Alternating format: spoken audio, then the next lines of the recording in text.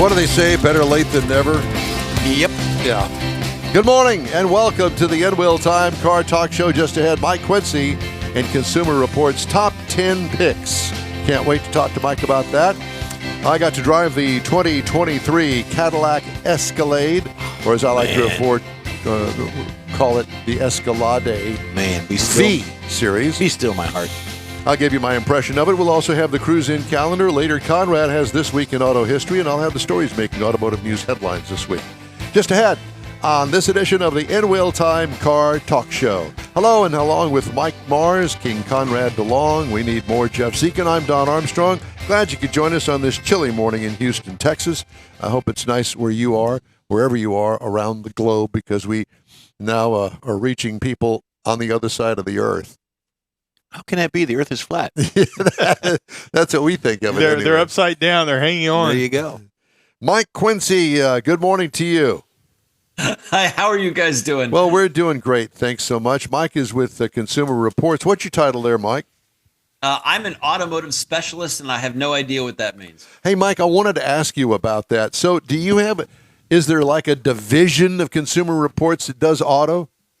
Absolutely. In fact, the main office of Consumer Reports is in Yonkers, New York, and that's where they test appliances, electronics, where advocacy offices are, all the administrative stuff. But I work at the Consumer Reports test track, which is in Colchester, Connecticut, and we do cars, we do tires, and we do child safety seats. So if you think that a Consumer Reports car guy has any advice for which refrigerator to buy, you're completely out of luck. I have no idea what to tell you. Well, I'll have to tell you, I've driven some refrigerators before. Does that count? So, Mike, how many people are on the staff in the automotive department? We have about 25 people Jeez. at the Consumer Reports test track, and these are made up of engineers, editorial folks, statisticians, administrators, and a bunch of maintenance folks that take care of the grounds. We have 327 acres to take care of. It's the site of the old Connecticut Dragway. So if you Google Connecticut Dragway, you will see how the track used to look before we bought it in the 1980s. That's really cool. I love to hear those sorts of things. And I was thinking that when I found out that we were going to talk to you this morning, I thought, man, I want to ask him, what is the inside skinny there with Consumer Reports? They've got to have a staff. Well, now we know it's a couple of dozen people. Well, that's good to know. All right, so let's get on with today's subject, and let's talk about the top 10 picks in cars and trucks. And I assume that these are Consumer Reports picks. First of all, let's qualify or quantify that. And Gotcha. Just checking volume. yeah, well, it's working really well over there. Let's talk about what defines the top 10 picks.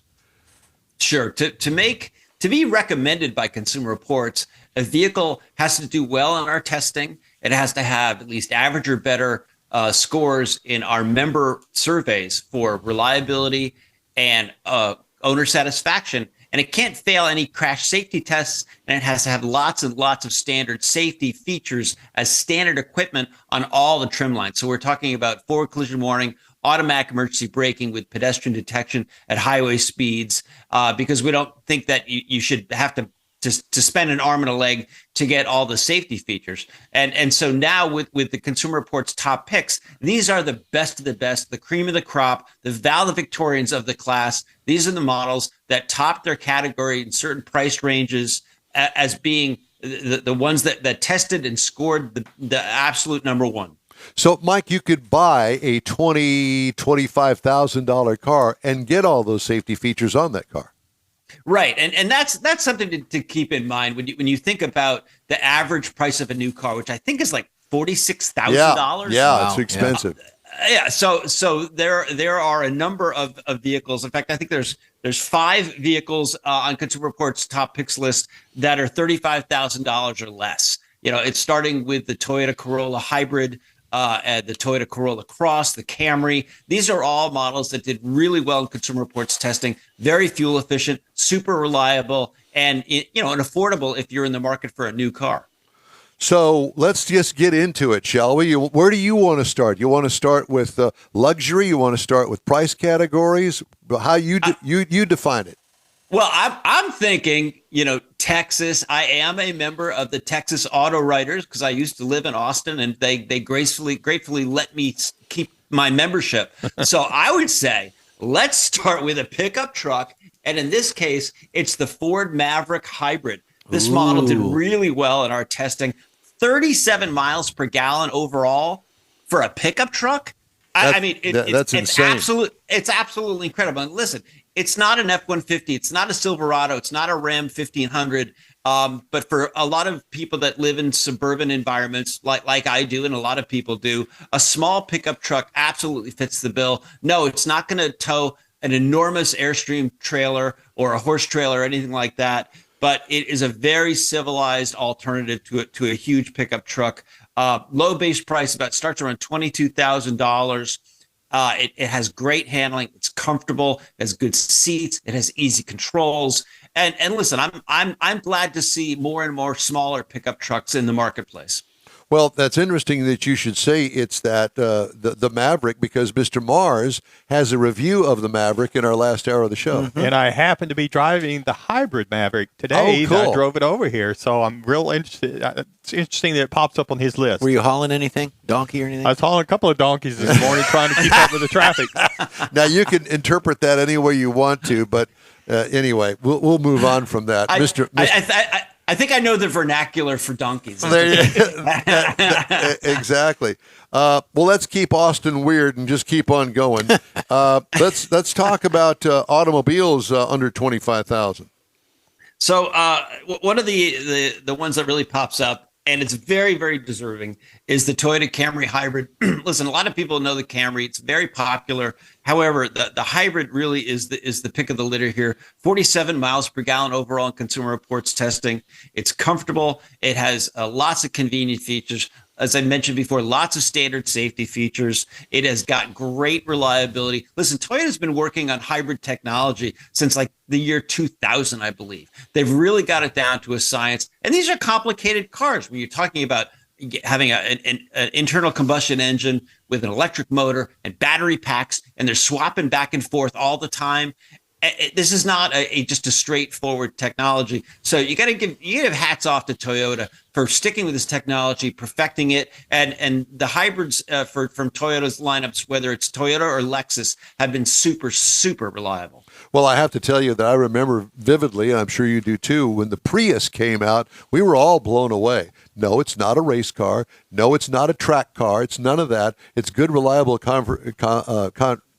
good, reliable transportation. Spit it out. However, I know it's still a little bit early, but I will tell you that it got great gas mileage and it was very comfortable. Looked a little weird, and it got this reputation among car people of being, nah, are you kidding me? It's a Prius. Well, okay, you can think that if you want, but it has a lot to offer people in a decent price range. And it does what it says it's going to do. And Toyota's Synergy Drive, they've laid that out over a multitude of platforms and have proven all of them successful. Yeah. And, I will say this about Toyota. They've kind of gotten a bad rap in the press about the fact that, they're way behind on EVs. And that's really not the case, is it, Mike? Well, it technically, when you think about EVs, there's electrification, and electrification is kind of a broad automotive term that says it's either a pure EV, it's a plug-in hybrid, or it's a hybrid. So in some ways, Toyota has been along with electrification, as we mentioned, for like 22 years. Now, for pure EVs, no, they're not really.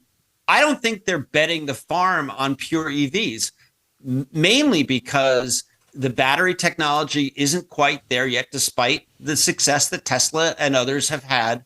I don't think there's a lot of profitability in selling EVs also, again, despite Tesla. So I'm not sure that Toyota thinks that that's the future. I mean, I think they're from a technological standpoint, I think they believe a lot more in hydrogen fuel cells.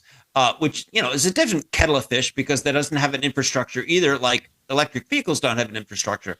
But So I get the criticism for Toyota not being in pure EVs, but I also understand it from a business standpoint why they're not. Well, yeah, why be the guy that's out there spending all the money to figure everything out? Let Tesla do all that and some of the others.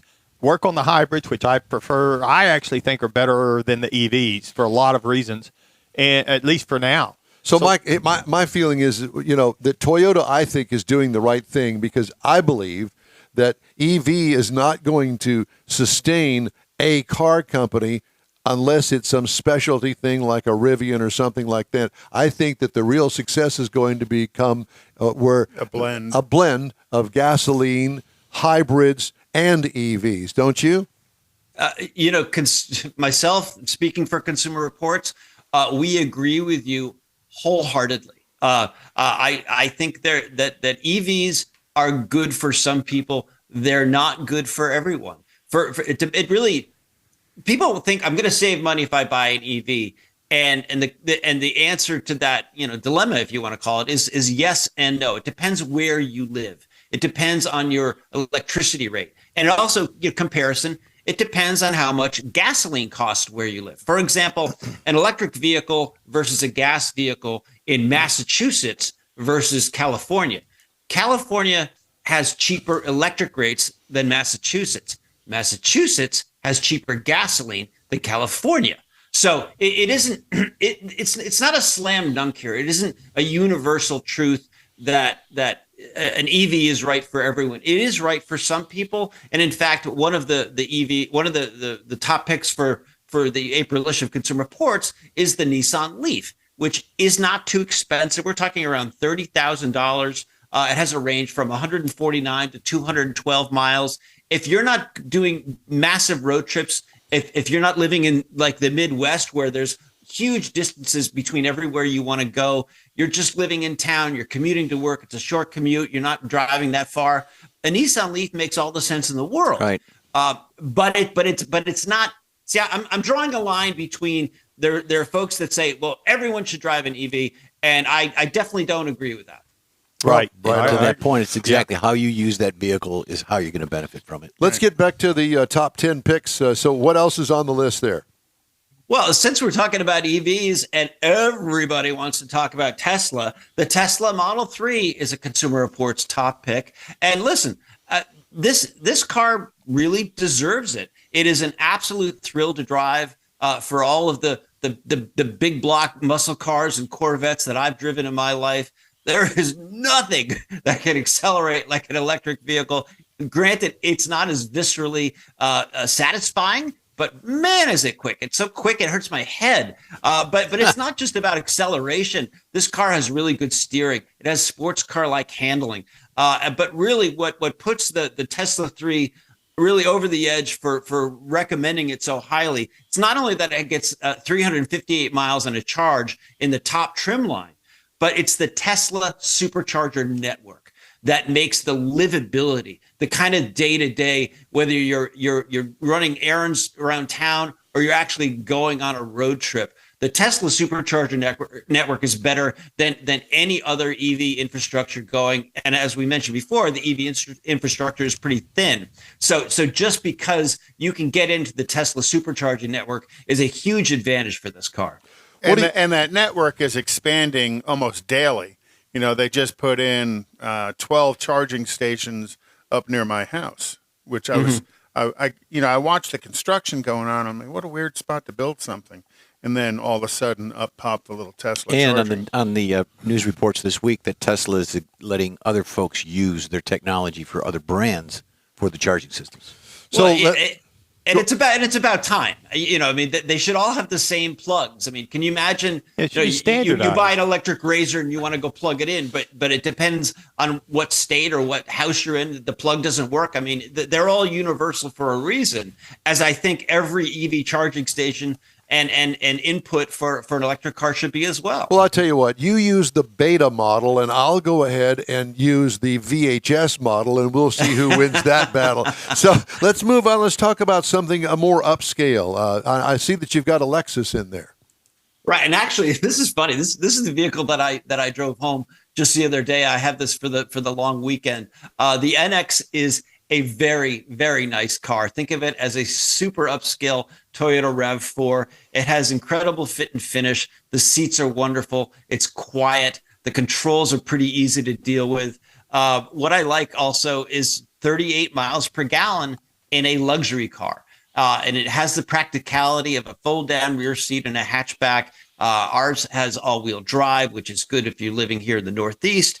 And it has that typical Lexus reliability, and it has active safety features that are standard, such as blind spot warning and rear cross traffic warning. So this really is a complete package. And this is the second generation of NX. The first one didn't impress us all that much. This one is much improved. What do you think is going to be the highest selling vehicle amongst your list there? Wow. I would say the Kia Telluride is just a juggernaut since it debuted a few years ago. I agree with you. Yes. Yeah. It has blown us away. And I remember telling a couple of my friends after we tested the first Telluride that were in the market for a family vehicle.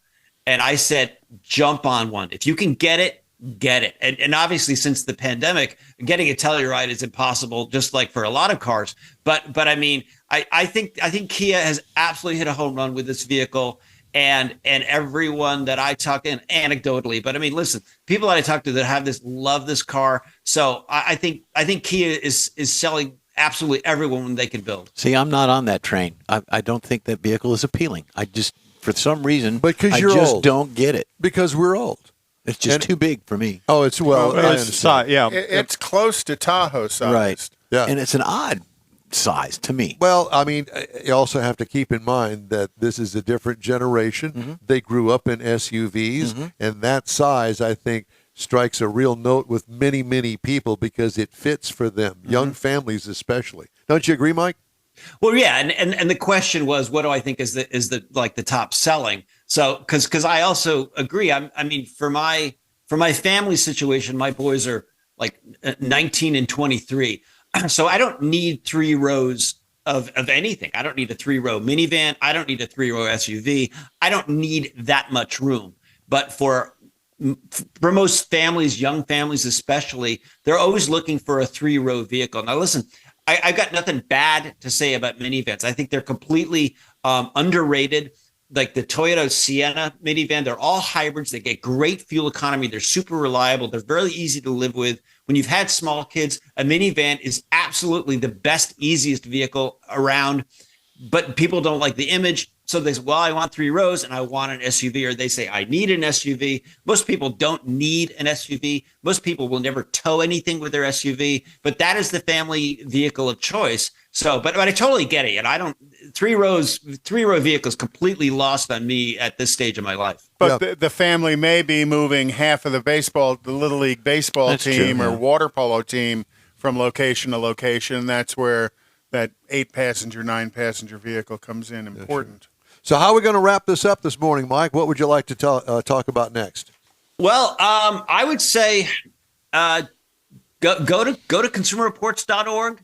Check out all the information that we've got. I mean, Consumer Reports is a subscription-based service, but for a limited time, these articles on the top picks, most reliable, highest rated for owner satisfaction. We also have an EV and hybrid kind of hub within the car section of the page.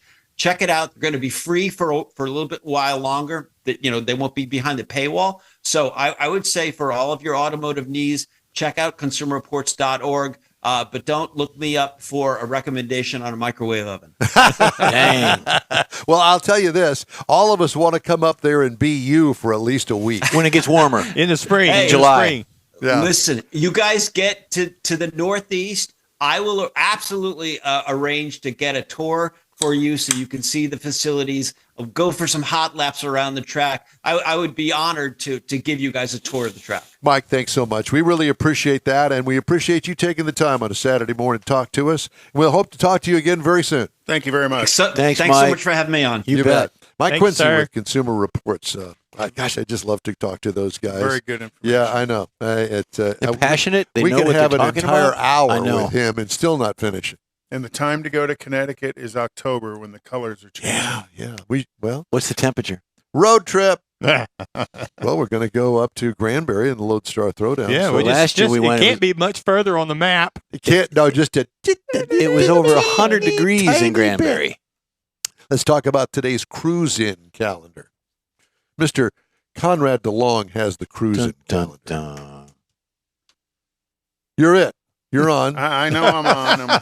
I'm fumbling through my stuff trying to find it. There you go. I hate that fumbling through stuff. Sunday, February 26th is Cars and Cocktails at Little Woodrow's in Tomball. That starts at 11 a.m., goes on to 3 p.m. March 25th is the Spindletop Car Show at Church on the Rock out there by Mars. That's the reason that we're talking It's about on it, Mars? because it's out there. What Yeah, about it's on Venus? Mars. What about Venus? Yeah, men are from Venus. Anyway, go ahead, please. April 2nd, Sunday, April 2nd, from 6:30 a.m. to 10:30 a.m. is the Woodlands Cars and Coffee for a Cause off of Market Street. April 12th, from noon to 6 p.m. is the Texas Pony Party at the The commemorative. Pony Party. I think it's My a Little must- Pony. I'll tell you what, My Little you're Pony. dancing The on the Mustang edge show. when you say it that way. Mhm. the commemorative Air Force Central Texas Wing. April 14th through the 16th is the Lone Star Convention, hosted by the Central Texas Chevrolet Club at the Embassy Suites in San Marcos. June 24th, starting at 10 a.m. through the 25th, ending at 9 p.m., is the Lone Star Drift Round 3 at the Houston Police Academy. Okay. Up there by the airport. Could you move that microphone a little bit closer to your mouth, please? Am I pe- No, not popping the peas. I don't have any more room to turn you up over here. The Good Guys Summit Racing Lone Star Nationals at Texas Motor Speedway, September 29th from 9 a.m. through October 1st at 4 p.m. That it? That's it. All right. Mr. Mars, how's your breakfast down there this morning? I'm sure I'm glad It's that you're- all over the great. table. It's all over the table. I'm glad he's joining in the conversation, aren't you? If we have a computer malfunction, it's because of all the sugar from your donut landing on your keyboard. And- You you know- brought it. Yeah, but you ate it. There's going to be instructions next week. All right, time now for this hour's car review. Had a chance to drive the 2023 Cadillac Escalade. Some people call it an Escalade V series. That's all you What- got to say. What a hot The rod. review is over. That pretty much, I yeah, love for it. Jeff anyway. It comes in many trim levels. It starts off with the luxury, the premium luxury, sport, premium luxury platinum, sport platinum, and the V at the top of the heap. All new for 23 is the V. This is a standard SUV, body on frame, full size SUV, 7 occupants up to, including the driver. Exterior changes from last model year, not many. This 5th generation Escalade was introduced in, this particular one was introduced in 2021. Okay? Took them a couple of years to build enough of those supercharged V8 engines to get it ready for the Escalade.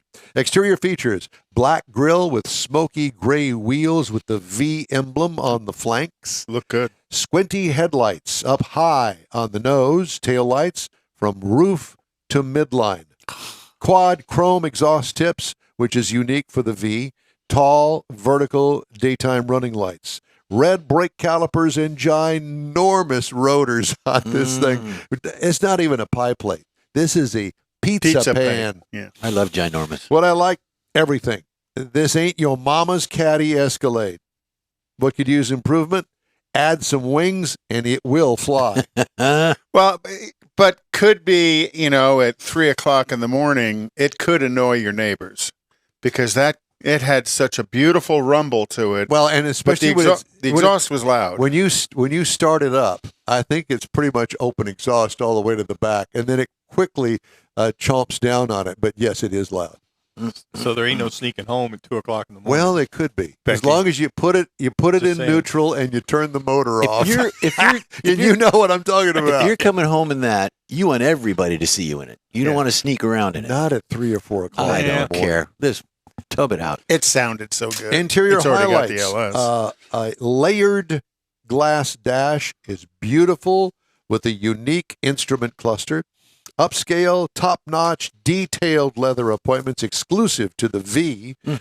Different hard trim available for different levels of the V. Climate controls are separate pod at the bottom of the center console.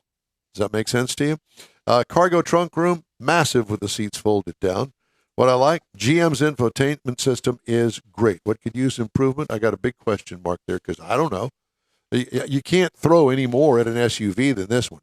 You got the power. You got all of the room. The ride and the handling is great. We'll get to that in a minute. 6.2-liter supercharged V8 with 682 horsepower and 653 pound-feet of torque. 10-speed automatic transmission. Tow rating, 7,000 pounds. Haul rating, 1,330 pounds. No, haul rating is donkey. Donkey Honking, yeah, okay. Miles per gallon. Oh, this is great. 11 miles per gallon in the city, 16 on the highway for combined to 13. And believe it or not, I got 15.9. Over 310.4 miles. What I liked, power, baby. And What gobs could use of it. improvement? Take the performance pages from the Hellcats and put it in this. It doesn't have that. Now, you can change things around a little bit, but not like you can the Hellcat. And this one begs for that. But you're not going to take this drag racing because it weighs 4 tons, almost 4 tons, 8,000 pounds. So that 682 horsepower I'm talking about is working. It works a lot. The only thing I would recommend is an adaptable suspension, so you could literally lower the vehicle. Because I thought, looking at it, it rode high on the wheels and tires. Well, I think that they don't do that because of the horsepower and the way that the whole thing is set up. Obviously, on the other Escalades, that's available. Almost 4 tons. That's a lot. Base trim price. Here we go. Base trim price. Hold me down. For the V, you can get into a V starting at $151,090. Price is tested, $155,365. Chump change to you, Conrad. Base model price. You just want to drive an Escalade? You can for $79,295. Okay? So in the slow lane. Class compared to the C. base. yeah, the slow lane. And it's still not Tiny slow. tires. Now, based on the base model price, Lincoln Navigator goes for $77,635, Lexus LX 600 $87,815, and the Infiniti QX80 goes for $72,700. But none of them offer a performance vehicle like the V. That's what I was just about to say. That's Thank you, Cadillac. And that is my review of the 2023 Cadillac Escalade. Somebody wipe that smile off of his face. The In Wheel Time Car Talk Show is available 24/7 through the iHeartRadio app. Just look for In Wheel Time Car Talk. We also video stream on Facebook, YouTube, and InWheelTime.com. Podcasts at your fingertips and over a dozen of the most popular podcast outlets. The In Wheel Time Car Talk Show continues right after this quick break. Tailpipes and Tacos, Houston's premier car cruise-in returns Saturday, April 15th to the Lupi Tortilla Tex-Mex in Katy, 8 to 11 a.m. Bring your Hot Rod, Classic, Restomod, or any other vehicle you'd like to show and compete for one of 3 highly coveted Chili Pepper trophies. This April 15th kickoff event is one you'll want to put on your calendar because 100% of the money you donate for the free tacos will be given to God's Garage. You heard right. Free tacos. Whatever you decide to give, all of it will be given to God's Garage and matched by Lupi Tortilla. God's Garage gifts vehicles to single mothers, widows, and wives of deployed military in the greater Houston area. In fact, the garage will gift a vehicle to a mom in need at this special event. Be sure to attend the next Tailpipes and Tacos Cruise-In, Saturday, April 15th, 8 to 11 a.m. at the Lupi Tortilla Tex-Mex in Katy on the Grand Parkway at Kingsland Boulevard, just south of I-10. Free breakfast tacos for any donation to God's Garage. It'll make your heart and your belly feel good. You own a car you love. Well, why not let Gulf Coast Auto Shield protect it? Houstonian John Gray invites you to his state-of-the-art facility to introduce you to his specialist team of auto enthusiasts. We promise you'll be impressed. Whether you're looking to massage your original paint to a like-new appearance, apply a ceramic coating, install a paint protection film, nano-ceramic window tint, or new windshield protection called ExoShield, Gulf Coast Auto Shield is where Houston's car people go. Curbed your wheels? Instead of buying new, why not have them repaired? How about a professionally installed radar detector? Gulf Coast Auto Shield does that too. Get a peek inside the shop and look at the services offered by getting online and heading to gcautoshield.com. Better yet, stop by their facility at 11275 South Sam Houston Tollway, just south of the Southwest Freeway, and get a personal tour. Gulf Coast Auto Shield is your place to go for all things exterior. Call them today, 832-930-5655 or gcautoshield.com.